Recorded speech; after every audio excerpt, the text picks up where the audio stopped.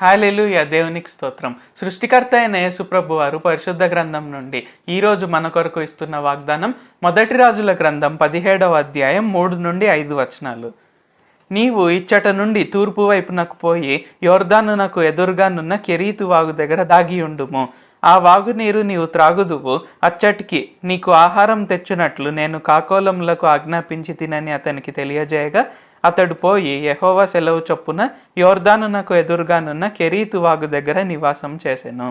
So ఈరోజు వాగ్దానం చూసుకున్నట్లయితే ఏంటంటే ఆ కాలంలో అక్కడ ఇజ్రాయెల్లో కరువు ఉందన్నమాట. అంటే దేవుడైన యెహోవా వారు ప్రవక్త అయినటువంటి ఏలియా ద్వారా ప్రవచించిన విధంగా అక్కడ 3.5 సంవత్సరములు వర్షం ఏం పడదు. సో వర్షం పడకపోవడం వలన ఏంటంటే అక్కడ కరువు ఉందన్నమాట. సో అక్కడ కరువు ఉన్నప్పుడు ఏంటి, అప్పుడు కూడా దేవుడైన యెహోవా వారు అక్కడ ప్రవక్త అయినటువంటి ఏలియాను విడిచిపెట్టలేదు. సో ఆయనను స్టిల్ పోషించారు. అది కూడా ఏ విధంగా, అద్భుత రీతిగా. అంటే అక్కడ కెరీత్ వాగు దగ్గర నివాసం ఉండమని చెప్తారు దేవుడైన యెహోవా వారు. సో అక్కడ కెరీత్ వాగు దగ్గరకు కాకోలములు వచ్చి అతనికి ఆహారాన్ని అందిస్తాయన్నమాట. అండ్ ఆ కెరీత్ వాగు యొక్క నీళ్లు ఆయన తాగుతారనమాట. సో ఆ విధంగా ఏంటి, ఇక్కడ దేవుడు ప్రవక్త అయినటువంటి ఏలియాని అద్భుత రీతిగా పోషించారు. అంటే కాకోలములు యాక్చువల్గా ఏ ఫుడ్ దొరికినా అవి తినేస్తాయి, కానీ ఎదుటి వారికి ఇవ్వవు. సో అలాంటి కాకుల ద్వారా ఆయన ఆహారాన్ని తీసుకొని వచ్చారు, అది కూడా ప్రతిరోజు.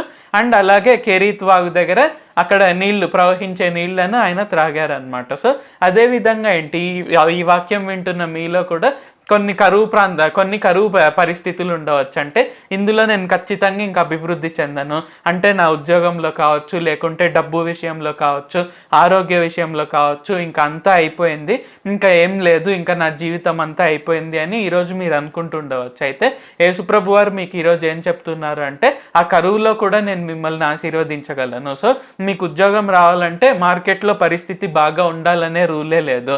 సో పరిస్థితి ఎలాగున్నా నేను మీకు ఉద్యోగాన్ని ఇస్తాను. సో ఆరోగ్య పరిస్థితి ఎలాగైనా ఉండవచ్చు, డాక్టర్లు చెప్పుండొచ్చు ఇంకో కొన్ని రోజుల్లో చనిపోతారని, అయినా కానీ నేను అప్పుడు కూడా నేను స్వస్థపరచగలను, ఎలాంటి అద్భుతాలనైనా నేను చేయగలను అని ఈరోజు యేసుప్రభు వారు మనకందరికీ తెలియజేస్తున్నారు. కాబట్టి మనం చేయాల్సిందల్లా ఏంటంటే, దేవా మీరు ప్రవక్త అయినటువంటి ఏలియాని ఎలాగైతే కరువులో కూడా అద్భుత రీతిగా పోషించారో మమ్మల్ని కూడా ఆ విధంగా ఆశీర్వదించండి.